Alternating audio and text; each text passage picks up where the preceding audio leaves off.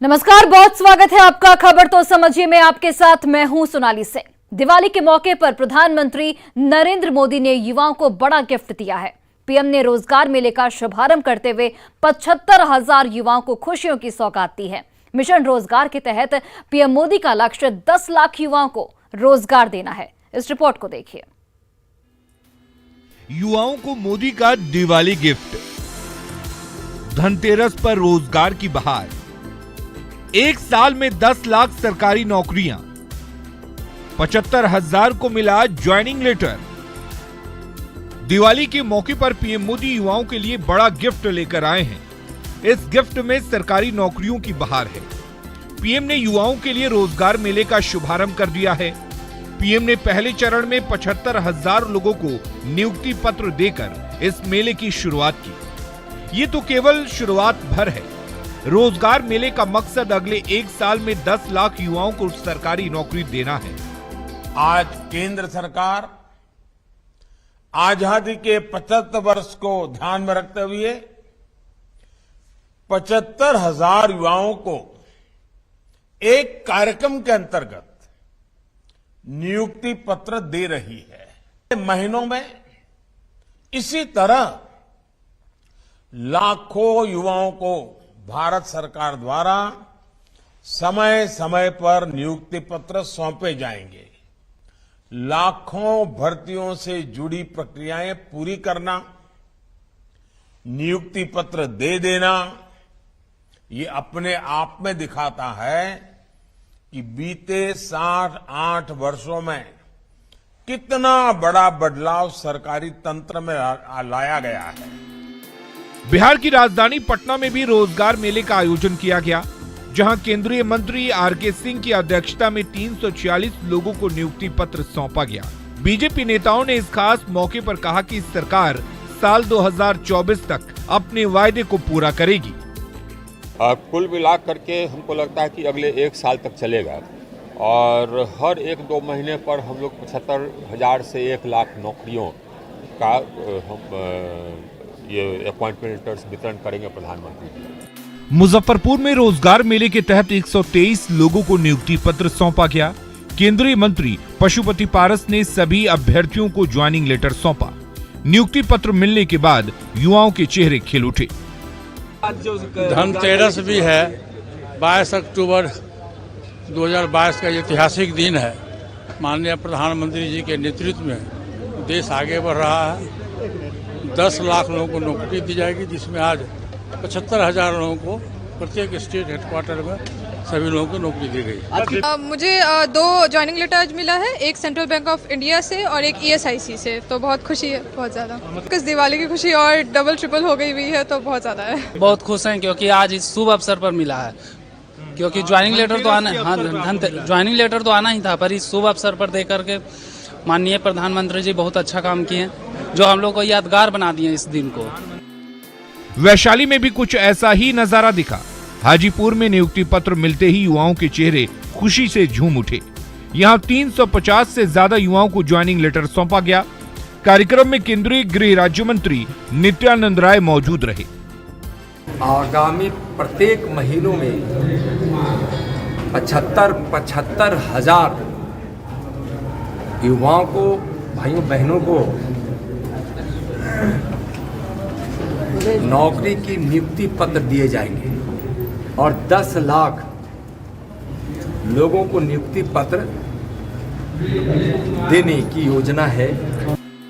कटिहार में भी अभ्यर्थियों को दिवाली पर तोहफा मिला।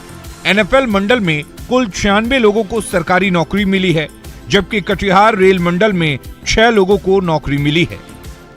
ये बहुत बड़ा अवसर है।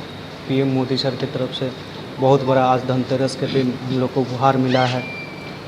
आज रेलवे में जॉब मिला है हमको, हम बहुत खुश हैं। जो हमारे ऑलरेडी जो सिलेक्टेड कैंडिडेट हैं उसको हम लोग नियुक्ति पत्र आज इशू किए हैं, जिसमें कटिहार का 6 लोग थे और पूरा NF रेलवे का 96 है। रोजगार के मुद्दे पर विपक्ष की आलोचना झेल रहे पीएम मोदी ने मिशन रोजगार से विपक्ष को करारा जवाब दिया है। तो वहीं युवाओं की दिवाली की खुशी डबल हो गई है। पीएम की पहल से देश में युवाओं का जोश हाई है। न्यूज 18 के लिए पटना से धर्मेंद्र, मुजफ्फरपुर से प्रियांक सौरभ, वैशाली से प्रफुल्ल कुमार और कटिहार से सुब्रत गुहा की रिपोर्ट। और चलिए अब इस खबर को समझने की कोशिश करते हैं। देखिए, बेरोजगारी को लेकर लगातार विपक्ष मोदी सरकार से सवाल पूछ रहा है। ऐसे में दिवाली के पहले धनतेरस के दिन प्रधानमंत्री नरेंद्र मोदी देश के युवाओं को एक बड़ी सौगात देने पहुंचे। पीएम मोदी ने 10 लाख युवाओं को नौकरी देने के लिए रोजगार मेले का शुभारंभ किया। सरकार इस अभियान के तहत अगले 18 महीने में इन सभी रिक्त पदों को भरेगी। केंद्र के सभी विभाग इसके लिए युद्ध स्तर पर काम कर रहे हैं। पीएम मोदी ने बीते जून को ही केंद्र के सभी मंत्रालयों और विभागों को इस दिशा में काम करने का निर्देश दिया था। रोजगार मेले के तहत देश भर से चयनित युवाओं को भारत सरकार के 38 मंत्रालयों और विभागों में नियुक्त किया जाएगा। नवनियुक्त कर्मचारी केंद्र सरकार में विभिन्न स्तरों पर शामिल होंगे। दरअसल पीएम मोदी ने देश में 10 लाख लोगों को नौकरी देने का ऐलान किया था। पीएम मोदी भारत को युवाओं का देश बताते रहे हैं, साथ ही ये भी कहते रहे हैं कि देश के युवाओं को आत्मनिर्भर बनाने के लिए उनकी सरकार लगातार युद्ध स्तर पर काम कर रही है। और इसी कड़ी में रोजगार मेले का शुभारंभ प्रधानमंत्री नरेंद्र मोदी का एक बड़ा कदम माना जा रहा है। बढ़ते हैं आगे। चुनावी रणनीतिकार प्रशांत किशोर जन सुराज यात्रा के दौरान सीएम नीतीश कुमार पर लगातार हमलावर हैं। सीएम नीतीश कुमार के एक बार फिर पलटी मारने के प्रशांत किशोर के दावे पर नीतीश कुमार ने तंज कसा, जिसके बाद पीके ने भी सीएम पर पलटवार किया है। देखिए, अगर आपने एनडीए छोड़ दिया है तो उस पद को छोड़ काहे नहीं रहे हैं? उस पद को छोड़िए या उस एमपी को हटाइए। राज्यसभा में भाजपा का बिल पास कराने में अपना दल का आदमी लगाए हुए हैं। अब बिहार में गठबंधन बनाकर फिर ठगने का उपाय कर रहे हैं। 15 में आपने वोट दिया था, यह आदमी 17 में आपको ठग कर भाग गया। फिर वोट कीजिएगा, फिर भागेगा, लिख कर रखिए। प्रशांत किशोर के इसी बयान के बाद से बिहार में सियासी तूफान मच गया था।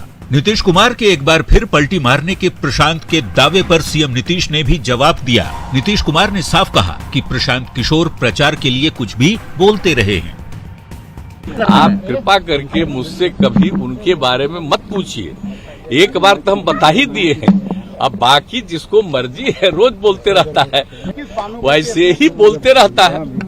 अपनी पब्लिसिटी के लिए जानते ही हैं, तो अपना पब्लिसिटी के लिए बोलते रहता है। बोलते रहे, क्या फर्क हम लोगों को पड़ता है? हमने जिन लोगों की इज्जत की है तो आपको मालूम है ना, आपको तो पता है ना कि हम कुछ लोगों की जो इज्जत की है मेरे साथ कितना दुर्व्यवहार किया है।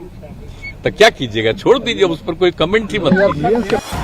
नीतीश के इस बयान के बाद प्रशांत किशोर ने एक बार फिर मुख्यमंत्री पर हमला बोला है। प्रशांत किशोर ने कहा है कि यदि पैदल चलकर पब्लिसिटी मिलती है तो उन्हें भी गांव-गांव घूमना चाहिए। आप लोग देख रहे हैं, उन्होंने जो कहा पब्लिसिटी की बात, तो मैं तो गांव-गांव घूम रहा हूं। तो अगर हमको पब्लिसिटी करना होता तो पटना में बैठ के रोज प्रेस वार्ता कर रहे होते। हम तो गांव-गांव 100, 200, 500 लोगों के साथ पैदल चल रहे हैं। ये पब्लिसिटी तो है नहीं। और अगर पब्लिसिटी है तो आप लोग देख ही रहे हैं, एक दिन 2 दिन चलने की बात नहीं है। अगर पैदल चलने से पब्लिसिटी मिल रही है तो मैं उनको भी सुझाव दूंगा कि वो भी पब्लिसिटी के लिए पैदल चलना शुरू करें। कम से कम जनता का कुछ भला हो जाएगा। सीएम नीतीश कुमार और प्रशांत किशोर के बीच जुबानी जंग थम नहीं रही। प्रशांत किशोर ने नीतीश कुमार पर राज्यसभा के उपसभापति और जेडीयू से सांसद हरिवंश के जरिए बीजेपी से बातचीत का रास्ता खुला रखने का गंभीर आरोप भी लगाया है। जबकि सीएम नीतीश कई बार कह चुके हैं कि वे बीजेपी के साथ अब कभी नहीं जाएंगे। ऐसे में हरिवंश के बहाने नीतीश पर निशाने का मतलब क्या है? क्या सियासी जमीन तलाशते प्रशांत किशोर किसी रणनीति के तहत सीएम नीतीश पर लगातार हमलावर है? न्यूज 18 के लिए बगहा से मुन्ना राज के साथ पटना से रजनीश कुमार की रिपोर्ट।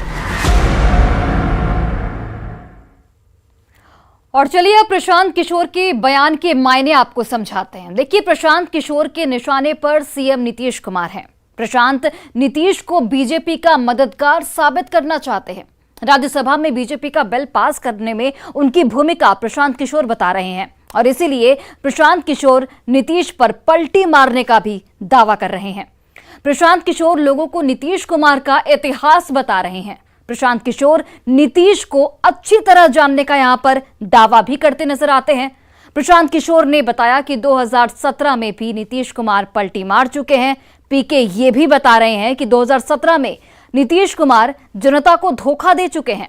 हालांकि प्रशांत किशोर 2022 की बात की याद नहीं दिला रहे हैं। वो 2022 में एनडीए को छोड़ने को विश्वासघात नहीं मान रहे। जाहिर है कि बिहार में बीजेपी भी उनके लिए एक बड़ा रोड़ा है और इसलिए प्रशांत किशोर की ओर से बार बार नीतीश कुमार पर तीखे वार किए जा रहे हैं और यह कहा जा रहा है कि नीतीश कुमार एक बार फिर से पलटी मारकर बीजेपी की तरफ चले जाएंगे। बढ़ते हैं आगे। नालंदा में न्यूज 18 की खबर का बड़ा असर हुआ है। हिलसा उपकारा में सेलफोन का खेल की खबर दिखाए जाने के बाद डीएम के निर्देश पर एसडीओ और डीएसपी हिलसा ने तत्काल एक टीम बनाकर अचानक जेल में छापेमारी की। दरअसल हिलसा उपकारा के वायरल वीडियो ने जेलों में चल रहे खेल का खुलासा कर दिया है। हिलसा जेल में कैदियों की महफिल सजती थी।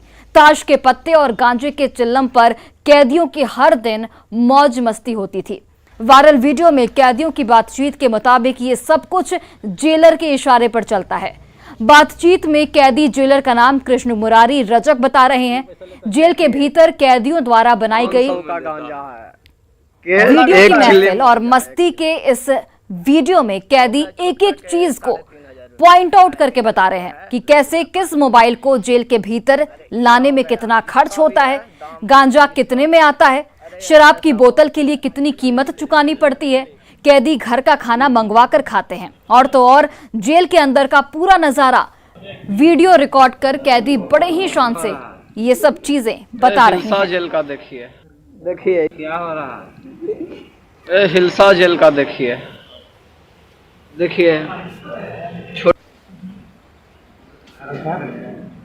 क्या हो रहा है। हिलसा जेल का देखिए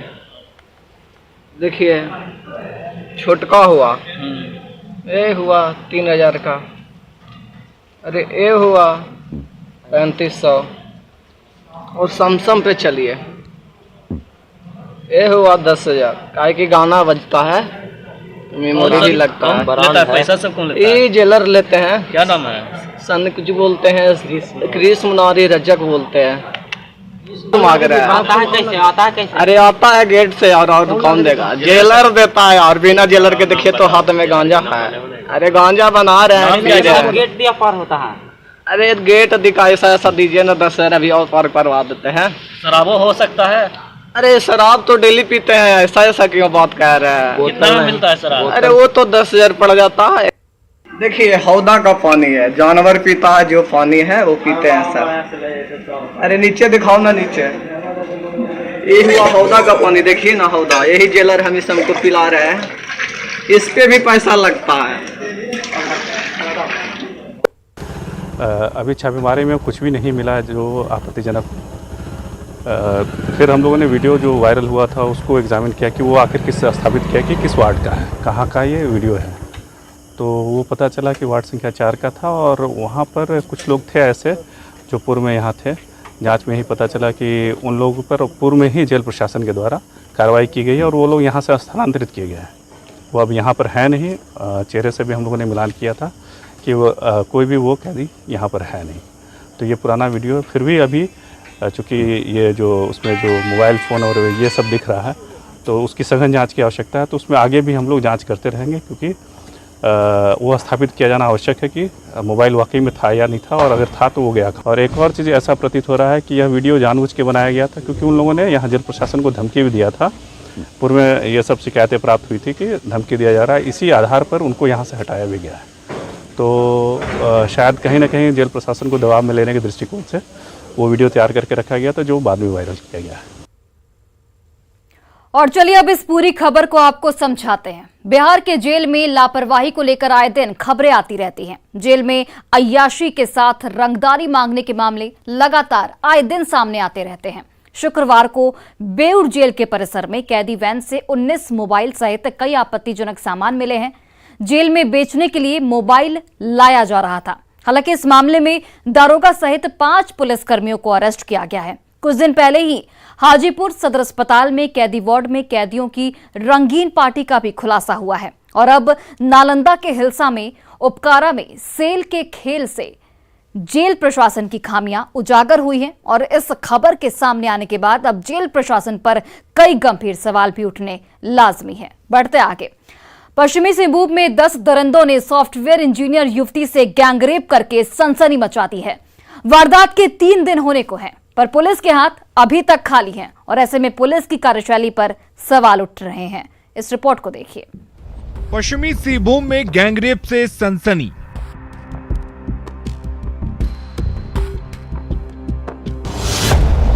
सॉफ्टवेयर इंजीनियर की इज्जत लूटी।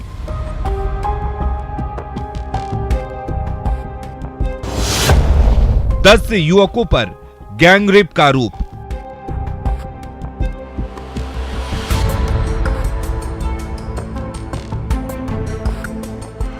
लंबे समय से वर्क फ्रॉम होम कर रही सॉफ्टवेयर इंजीनियर युवती बाइक पर अपने मित्र के साथ टेकरातू की इसी हवाई पट्टी की राइड पर निकली थी। तभी 10 युवकों ने दोनों को घेर लिया और वहीं पर युवती से गैंगरेप की सनसनीखेज वारदात को अंजाम दिया। जब सारे आरोपी वहां से भागे तो पीड़ित युवती घर पहुंची, परिजनों को आपबीती सुनाई। पीड़ित परिवार की गुहार पर पश्चिमी सिंहभूम पुलिस एक्शन में आई। गैंगरेप की शिकार युवती फिलहाल चाईबासा सदर अस्पताल में एडमिट है, पर इज्जत के लुटेरे अब तक पुलिस की गिरफ्त से बाहर हैं। इसमें अभी हम लोगों ने अनुमंडल पुलिस पदाधिकारी सदर एवं अनुमंडल पुलिस पदाधिकारी जगन्नाथपुर तथा सहायक पुलिस अधीक्षक के नेतृत्व में एक SIT का गठन किया है, जिसमें विभिन्न बिंदुओं पर अनुसंधान जारी है। टेक्निकल और स्थान निरीक्षण के साथ साथ जो अन्य बिंदु हैं उस पर भी हम लोग लगातार अनुसंधान विभिन्न बिंदुओं पर कर रहे हैं। साथ ही उनके चिकित्सीय उपचार एवं अन्य जो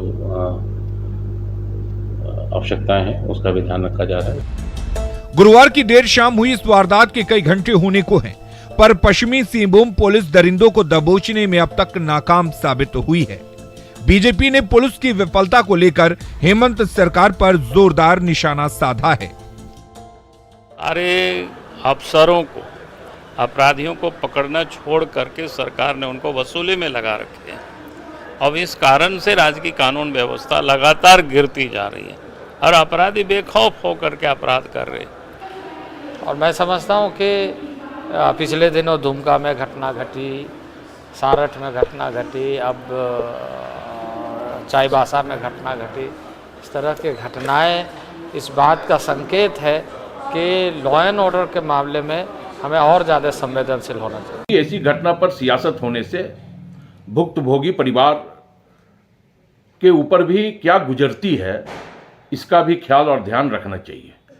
तो हमें लगता है कि यह बिल्कुल गंभीर मामला है और स्वाभाविक तौर पे आरोपी बख्शे नहीं जाएंगे, चाहे वो कोई भी हो।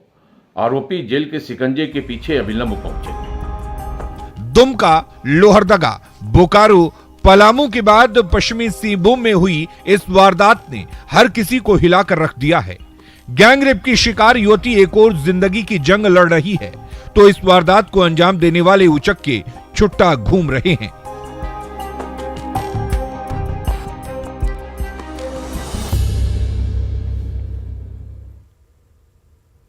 और राजसमंद के प्रसिद्ध श्रीनाथ जी मंदिर से 5G सेवा की शुरुआत हो गई है। जियो चेयरमैन आकाश अंबानी ने शनिवार को नाथद्वारा टाउन स्थित श्रीनाथ जी मंदिर से जियो 5G सेवा की शुरुआत की। नाथद्वारा के साथ ही जियो 5G सर्विस आज से चेन्नई में भी लॉन्च की गई है। इस खास मौके पर आकाश अंबानी ने श्रीनाथ जी की पूजा अर्चना की। इसके बाद कहा कि आज से नाथद्वारा में जियो ट्रू 5G सेवा के साथ 5G पावर वाईफाई सेवाएं शुरू हो रही हैं। ये 5G सर्विस सबके लिए है। अगस्त 2023 तक देश भर के कोने कोने तक 5G सेवाओं के विस्तार का लक्ष्य है। इस साल सितंबर में मुकेश अंबानी ने श्रीनाथ जी के दर्शन कर मंदिर के महंत विशाल बाबा से आशीर्वाद लिया था और उस समय उन्होंने कहा था कि श्रीनाथ जी मंदिर से 5G सेवाएं शुरू की जाएंगी। अंबानी परिवार श्रीनाथ जी में काफी विश्वास रखता है और रिलायंस जियो ने 4G सेवाओं की शुरुआत भी यहीं से की थी।